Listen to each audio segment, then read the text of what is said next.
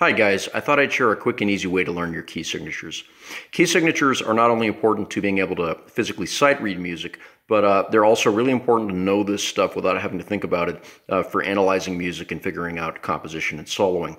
You guys may be familiar with the circle of fifths, which actually does explain and illustrate this information. However, for most people, it's a little bit convoluted. So this is a method that my teacher, David Hopwood, showed me years ago, and I think it's a much better system. So basically the way it works is you have 15 key signatures. C major scale has 0 sharps and flats, so it's not on there. You have 7 major scales that are written as sharps and 7 that are written as flats. Now you might be thinking we only have 12 notes.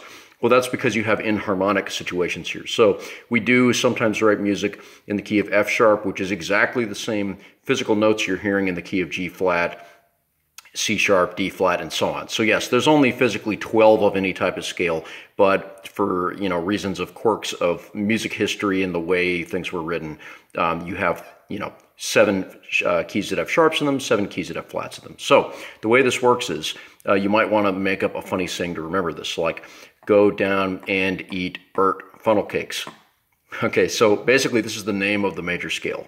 Okay, over the top, you're saying them in ascending order of sharps. Okay, so let's do a little test. So an E major scale has 4 sharps. Okay, what are they? Well, if you look here where it says assigned sharps, forget about the sharps for a minute. You're just going to count off the first 4 sharps because the key of E major has 4 sharps. So E major scale, the sharps would be F sharp, C sharp, G sharp, and D sharp.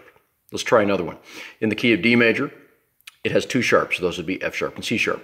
And it just goes on and on like that. Now the cool thing about this is if you're sight reading music, we only ever use this system in music notation. So if you see 2 sharps, it's always going to be F sharp and C sharp. It's the key of D major. You don't even need to read it based on that system. So it speeds that up.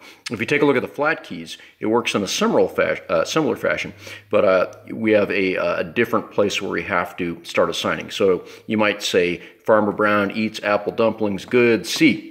Okay, so let's say if we did E flat. An E flat major scale has 3 flats, and you're going to start here. It's B, E, and A. Those are the 3 flats.